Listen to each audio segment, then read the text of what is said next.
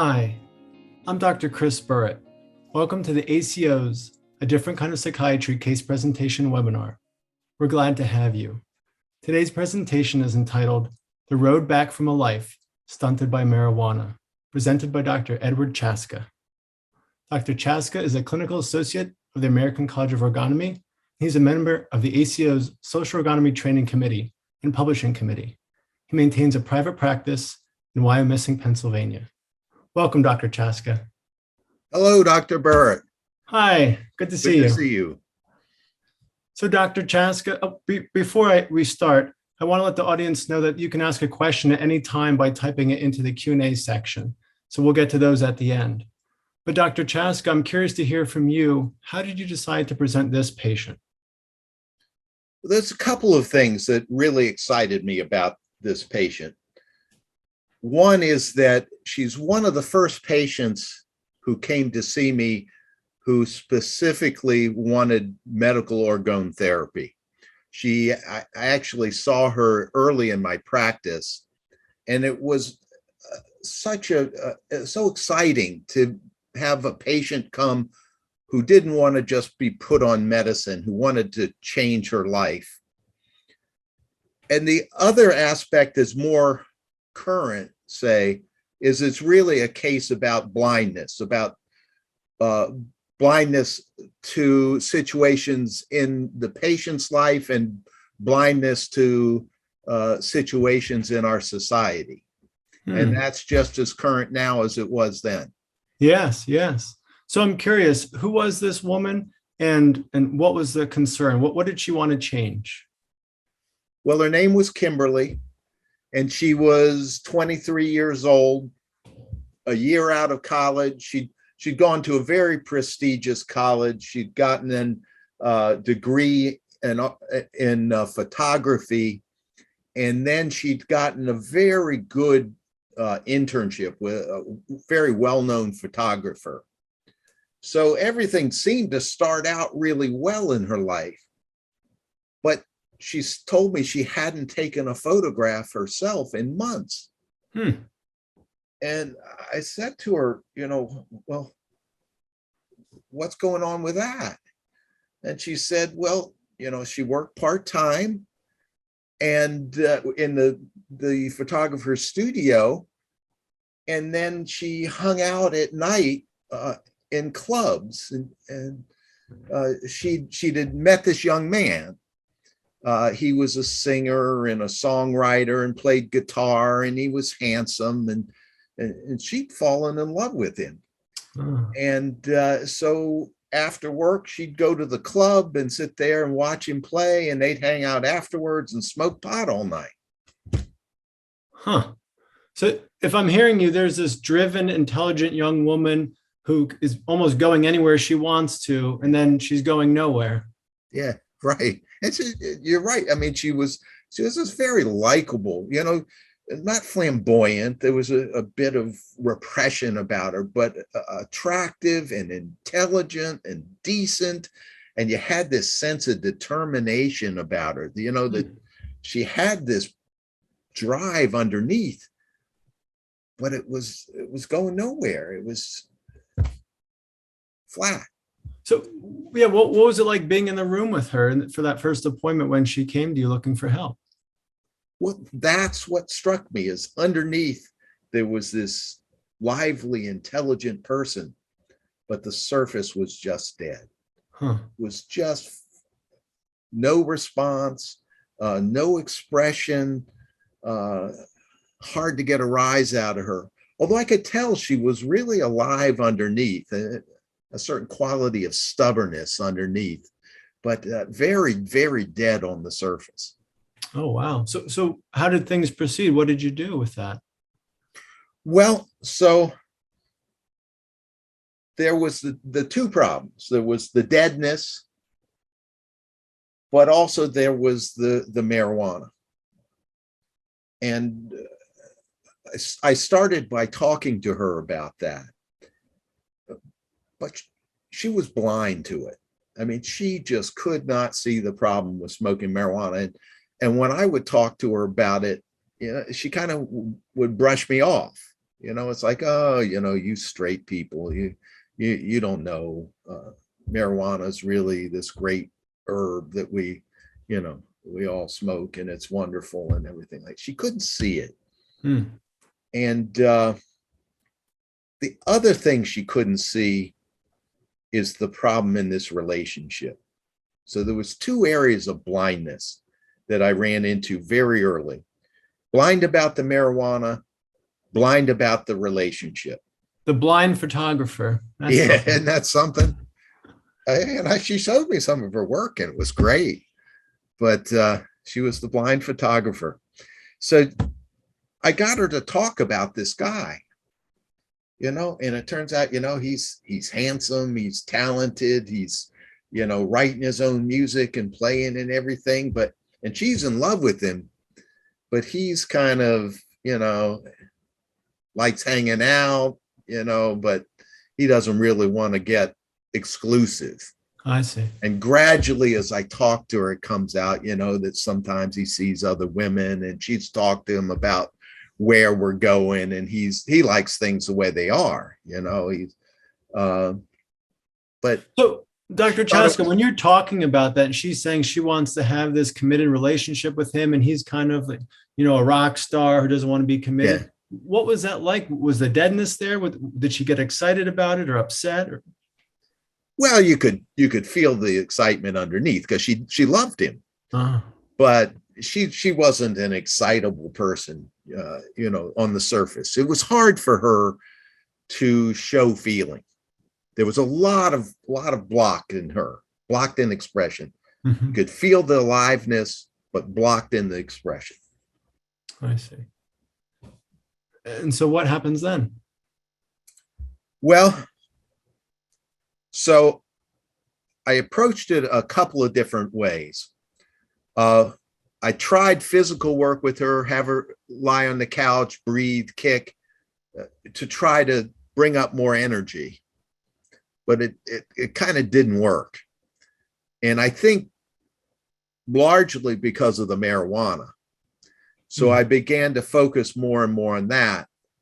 But again, it kind of bounced off her armoring. I tell her that, all the studies show that people who smoke marijuana tend to do less well academically, less well in their work life.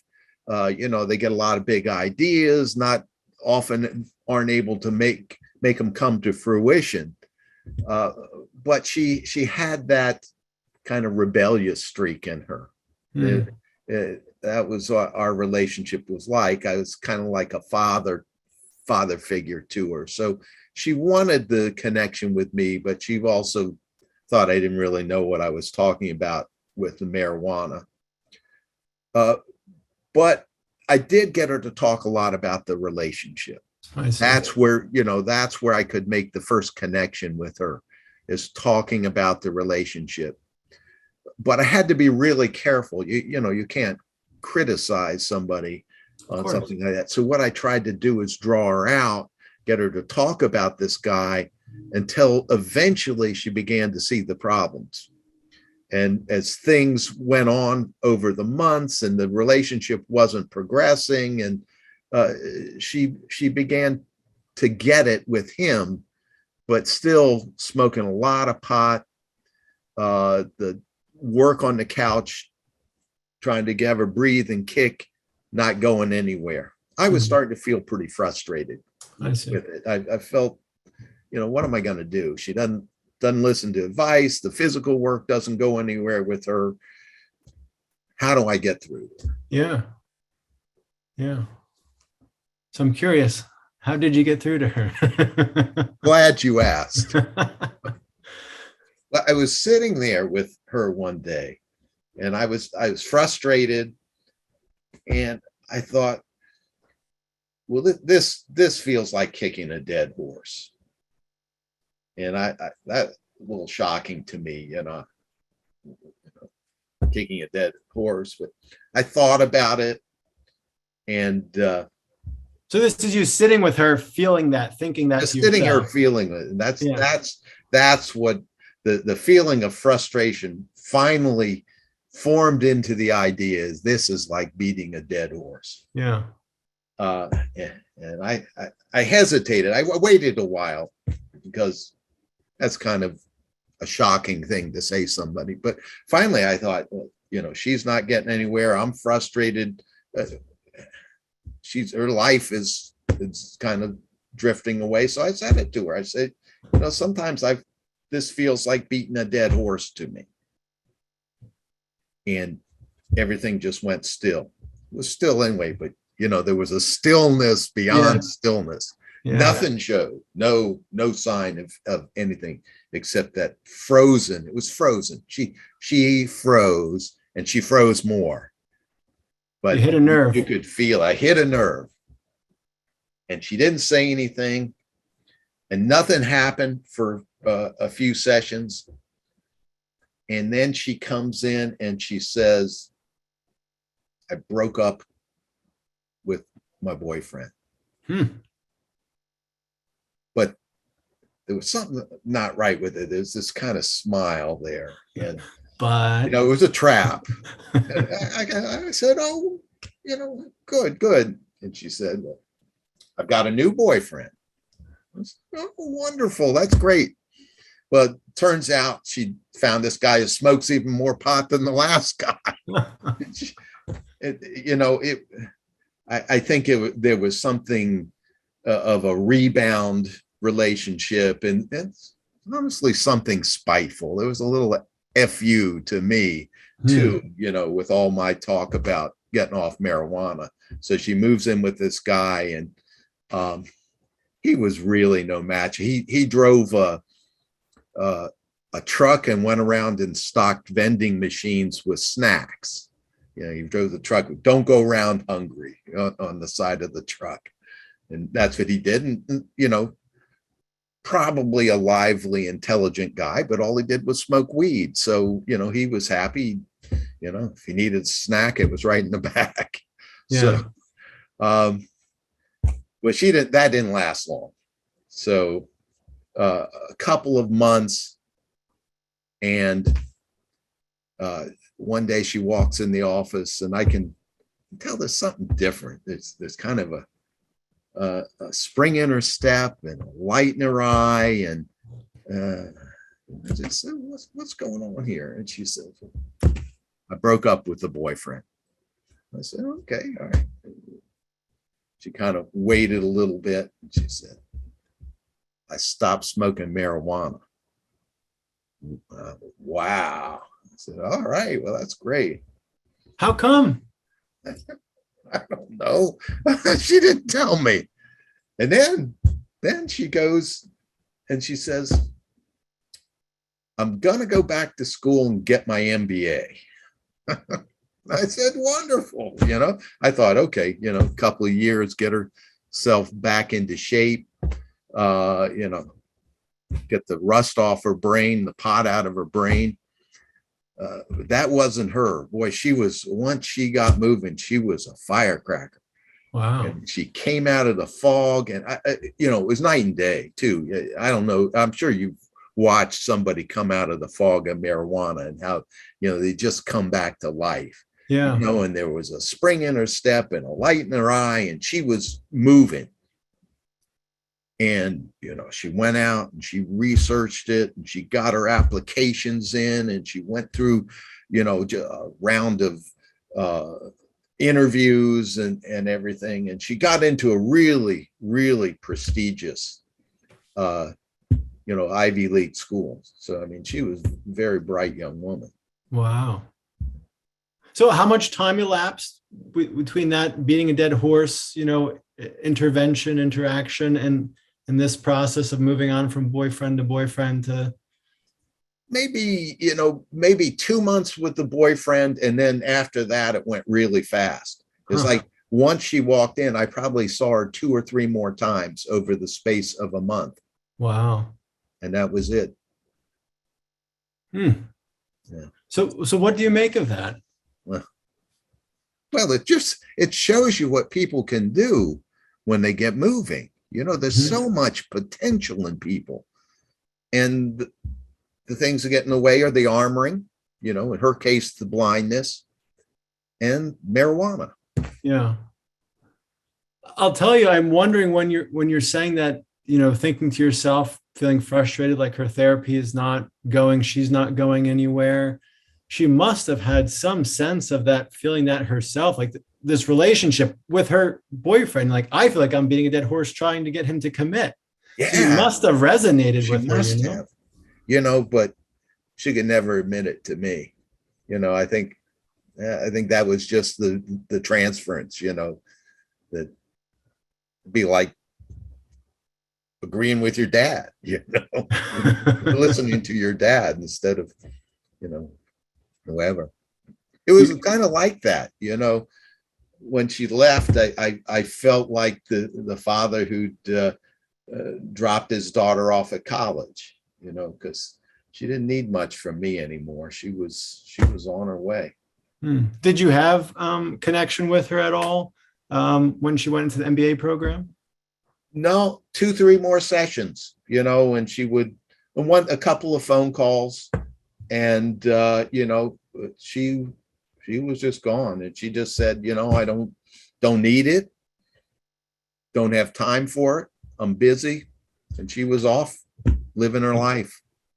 Were you ever able to reflect on, like, with her of this seems to have helped, or would that be just a mistake, just to touch on, just let her be, she's doing well?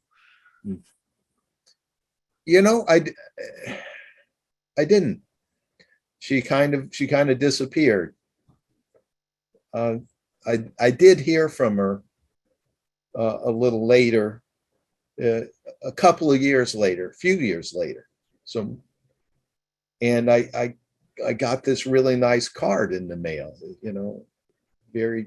this pink kind of very nice thank you card. And I opened it up, and it was from her. She said, and she told me she'd graduated. She had this great job with this really good company. And she said, thank you. Thank you for helping me get my life back on track. Wow. It was very moving. Yeah. Wow. She strikes me as, I've had a few patients that you may say something, give them your opinion or how you see something, and it's like they hear it and they hear it and nothing's happening and nothing's happening and nothing's happening, and then they run with it, and that's very much how it sounds like between you and her. Selective hearing loss. I know. The ear block is important. It's true, and I didn't know that anything was getting through to her, and maybe all she needed was to stop smoking pot, leave the dead end boyfriend, and just let her be her. Mm-hmm.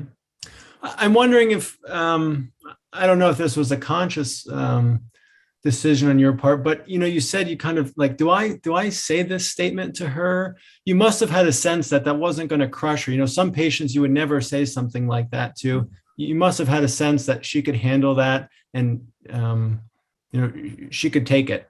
I hope you're right.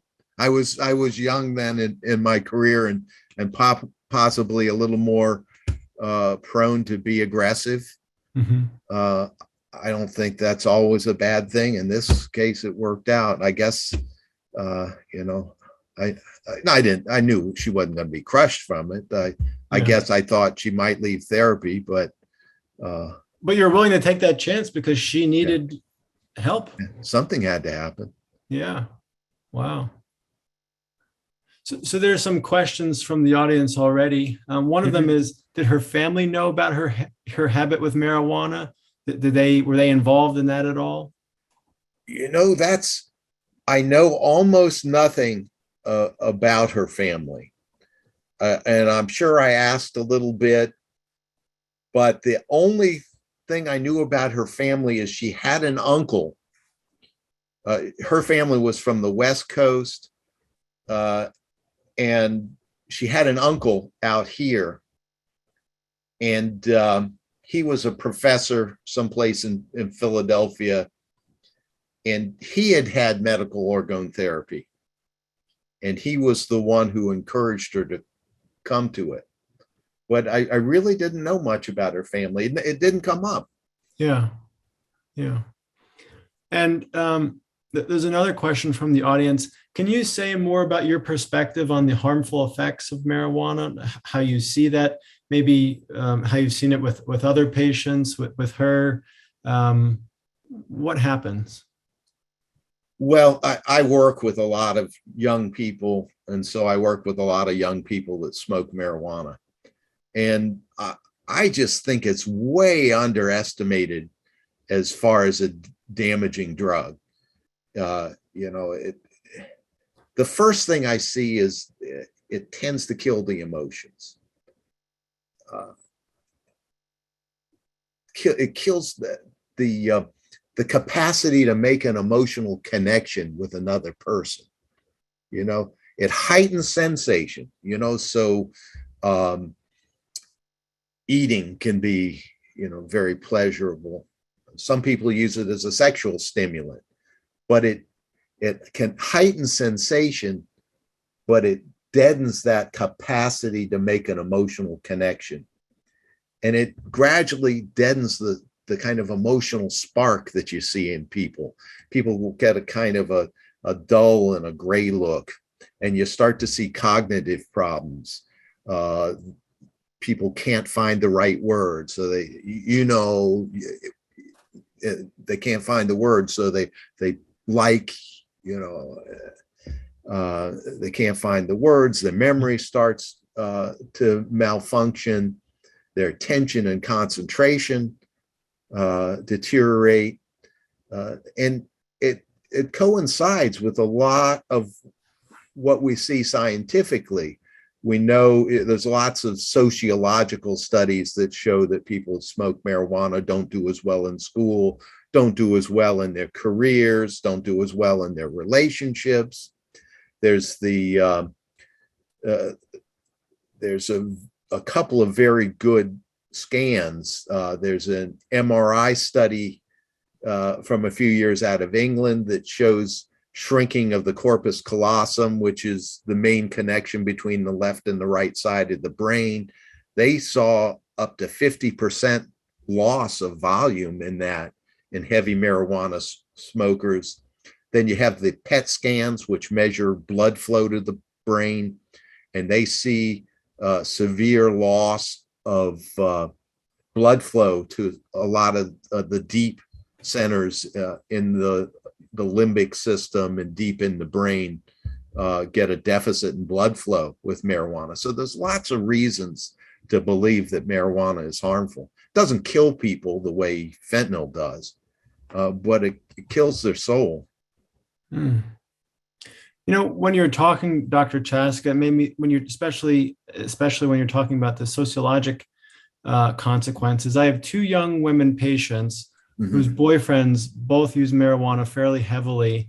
And it was always kind of a problem, but never a big problem. And I'll tell you, as they have progressed and become more alive in their own therapy, it has become more of a problem. Yeah. And I see that all the time. Yeah.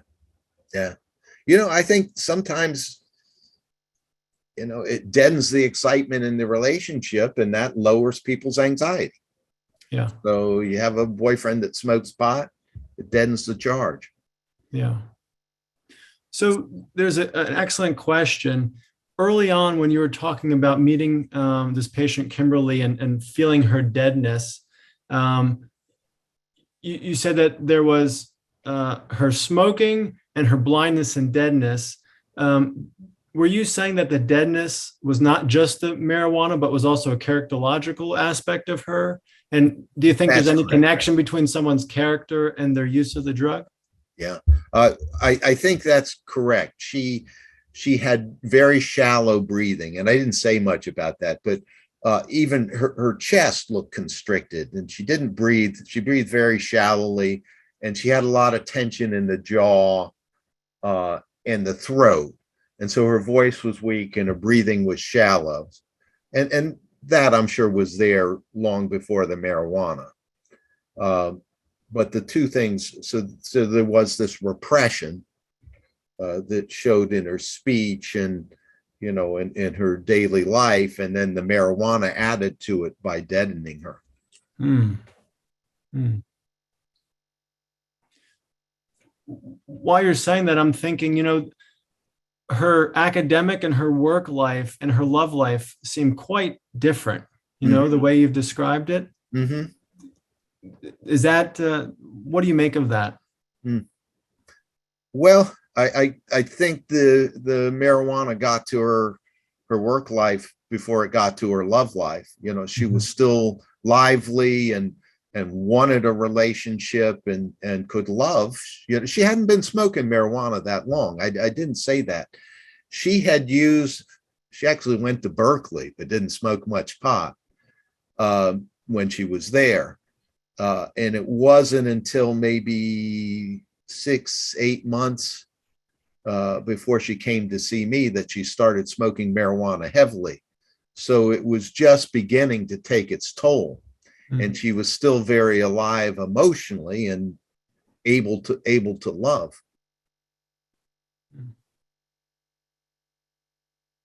But initially, though, she was feeling stuck with her work, though, right? Yes, that's what she it seemed to be something specific, like she would give other people a pass, but when there's something, with her work life, then she had to address it. And that allowed her then to address how she interacted with other people, how she was letting this boyfriend just, do whatever he wanted. Yeah. That really stands out. Yeah. She saw that. She saw that she wasn't making art. Yeah. And she said, I've got all this time. She was only working 15, 20 hours a week. Wow. She had all this time. And she saw the problem, but she didn't see the cause. Yeah. So that blindness, you also saw that as not just the drug, but specific to her. I mean, when I heard it, you sound like, or she sounded like it was this fairy tale. Here's this rock star guy who's gorgeous and plays this great music, and we're going to be happy together. And yet that was not reality. Well, you read it exactly. That's the way it was. And of course, I was like, we'll see. And we did. But, you can't come out and say that right away. So I had to let her talk her way into seeing. Yeah. That stands out too. It was like a fairy tale. It was the rock star fairy tale. What you said about talk her way into seeing, I see that all the time with patients, especially certain patients who can get away from their feelings just by not even talking about it. And by talking with it about it and you hearing them, like actually hearing them, that allows them to connect with the feeling. That's connecting with her dissatisfaction with the relationship. That's what it sounded like. Yeah. And her basic decency. She was basically a very decent, honest person. And when she finally heard it, she couldn't deny it anymore. Yeah. Decent to a fault. Yeah. Decent to a fault. Yes. Good. There's a question. Do patients more typically disappear from therapy, or do they have closure with some final sessions? Wow. It can, it's always ideal to have closure, but it is unfortunate that people do disappear. And she did. For her, it was a wonderful outcome, and she got what she came for. I mean, she got her life back on track. She changed from photography to business, but she was excited about it and motivated and succeeding. So yeah, it would have been nice. It would have been productive to have more sessions, but it's just not the way it worked with her. Yeah. A lot of people run away from therapy. A lot of people's, I guess, my concept of health is probably bigger than what most people come for. People will come for, relief of symptoms, maybe to get some problem in their life solved, but they don't see the bigger issue, and they don't see how much potential they have That's people don't see how much good there is in them. How much They have to look at themselves first to see what's there. Yeah, they have to make contact. But people have so much in them if they can let it out. Yeah, well said. That being said, it sounded like that letter was maybe the best she could do, or where she was in terms of closure and reconnecting with you, Yeah. It was very, very touching, very moving. Yeah. There's a question.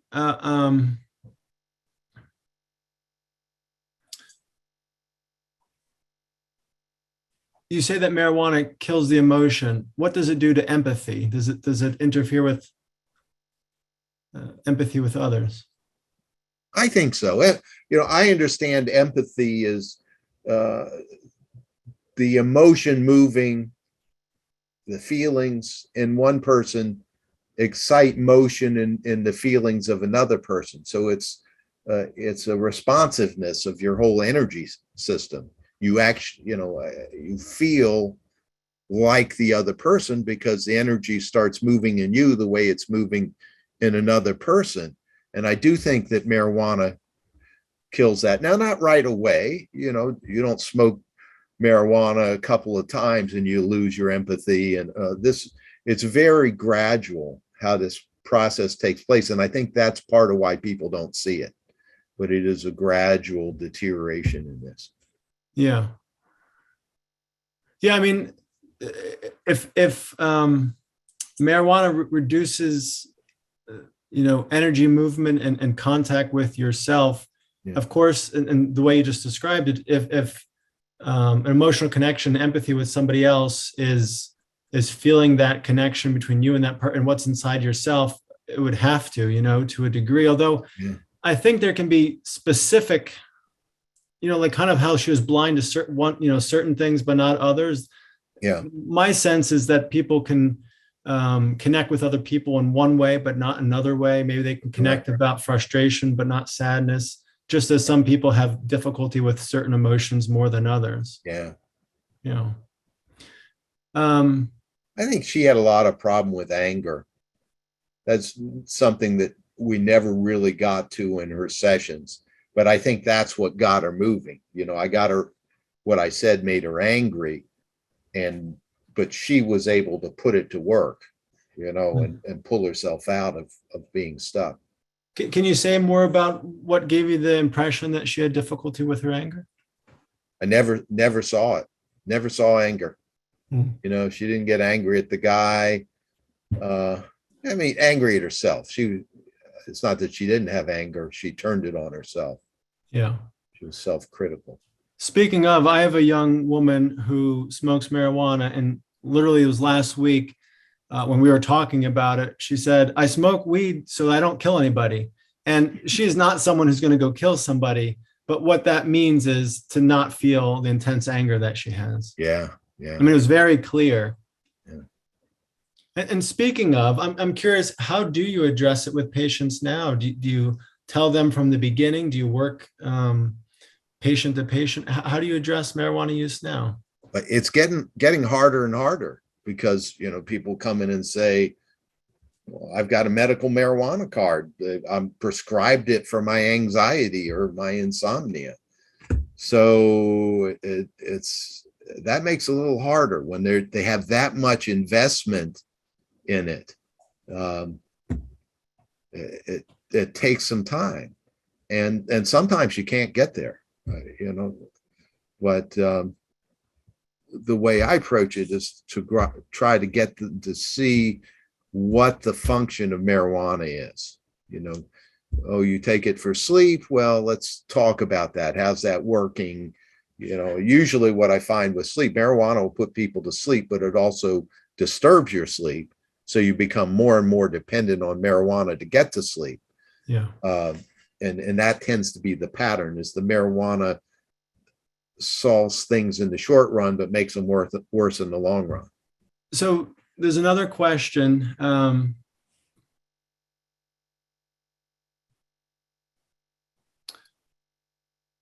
Could Dr. Chastka elaborate on Kimberly's armor being so impenetrable in biophysical work? Could you say more about that? You were trying to use that avenue to connect with her, to help her. Well, in medical orgone therapy, we go back and forth between working on the character and working on the physical armoring. And I think the key with her was it wasn't going to get anywhere until the character defense was addressed.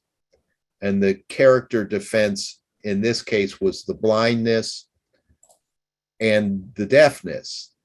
And that had an element of a transference resistance as well. She wasn't going to let me tell her what to do. She was a little anti-authoritarian, rebellious. And so that, I think that was what eventually got addressed is, her anger was bound up in this relationship with me where I didn't know what I was talking about. Marijuana's good. And eventually when we got through that, the anger got moving and got her going in her life. Yeah. I mean, I just can't help but it's so amazing that your work was biophysical. She was a dead horse that you couldn't move, Yeah. You kept poking and prodding and breathing, having her kick, and she was a dead horse. Didn't budge her. Yeah. But when I said the right thing or said the wrong thing, depending on how you look at it. Well, I think she was the right thing.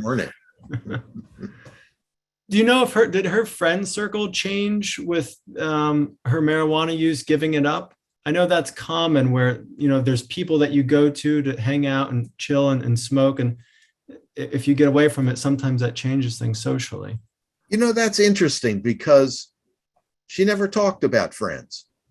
I'm not sure that she had any out here other than the boyfriends.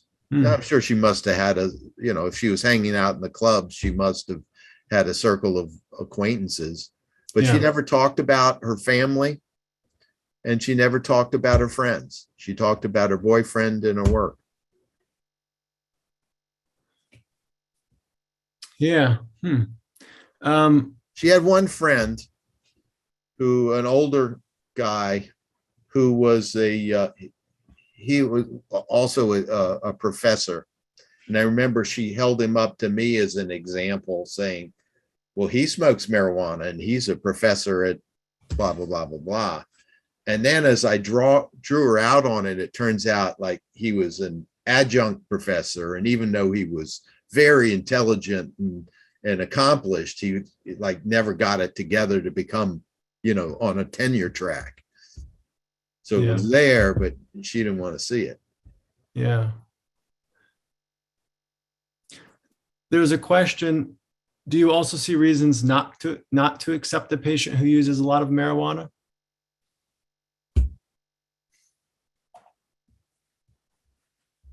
Occasionally. I'll give you an example. A young man who had a long history of being on medicine for ADHD. And it had helped him a lot when he was younger, but then he started smoking marijuana very heavily. And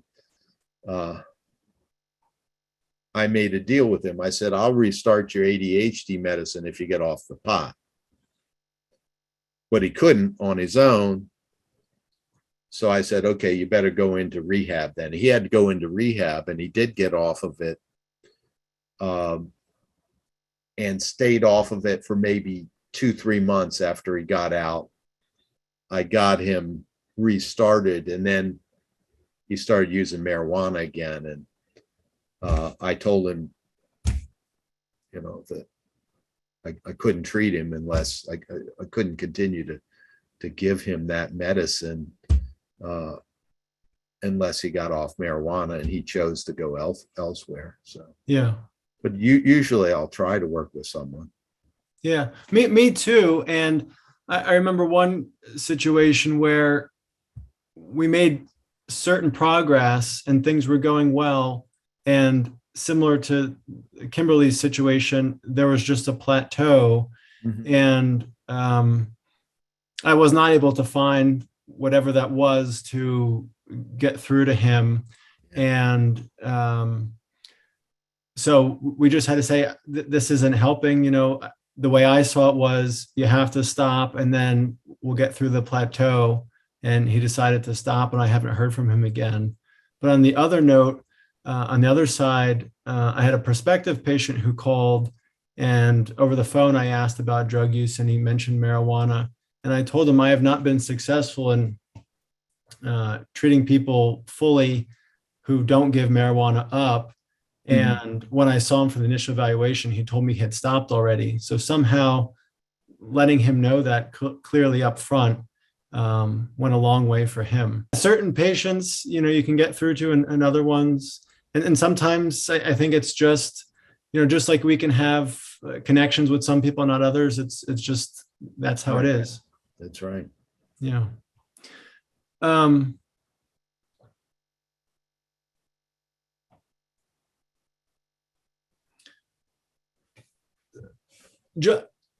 Just to reinforce something you said, fentanyl, Percocets, heroin, we're in the opioid epidemic, and I think we've been hearing about more and more people dying from it, especially with the lockdowns and the pandemic. And I think we're hearing more about it. And in the medical literature, people are talking about benzos more as if it's going to be like the next, but nobody's talking about marijuana. And what you said about fentanyl killing people and marijuana killing people's souls, I mean, that stands out. Yeah. It's not only kills the soul, but nobody's talking about it. Nobody's talking about it. Nobody sees it. Society doesn't see it. Other people see it. I see it every day with kids who come back. They get off of it in about a month. It's like night and day, and the families see it. The world doesn't see it. Yeah. Yeah.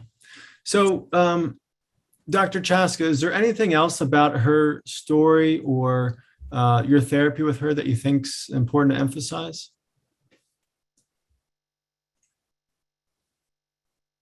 Well, one aspect of it was that the way she came to see me is that she was young, and a lot of young people can't afford medical orgone therapy. And so she had the relative that I mentioned earlier who told her about it. So she called the American College of Ergonomy, and she came to see me through a reduced fee referral service. People may not know, but for young people who are just getting it started in life, there is that option. If they want medical orgone therapy, they can call college, and there is a reduced fee referral service. Yeah, I think that's great to mention. Someone who's just starting out and doesn't have the resources, that's a great option for them. Yeah. Well, Dr. Chastka, this has been a wonderful discussion and presentation, and I really enjoyed it. Yeah, me too. Thank you, Dr. Chastka. Thank you. Thank you for hosting it. And to the audience, I appreciate you being here, and a special thank you to the donations that make this possible from the audience and supporters of the ACO. We're going to take the summer off, so for July, August, and September, we won't have a webinar. I hope you'll check out our podcast, A Different Kind of Psychiatry podcast, as well as the Journal of Ergonomy. We haven't talked about it much in the webinar, but it comes out twice a year. You can check it out at ergonomy.org, and it gives some of the patient presentation write-ups. Sometimes we use them for the webinar, but it gives more information about the medical orgone therapy and social ergonomy. And I will say I don't have a title for the October webinar, but I'll be the presenter. And I guess what I'll leave you with is the patient who I'm going to talk about. I was her 11th therapist, and she'd never had a romantic relationship. And she's doing wonderfully right now. She still has her struggles, but I'm excited to tell you about being her 11th therapist and how we address that, as well as how she started her first relationship. So thank you very much, and we'll see you next time.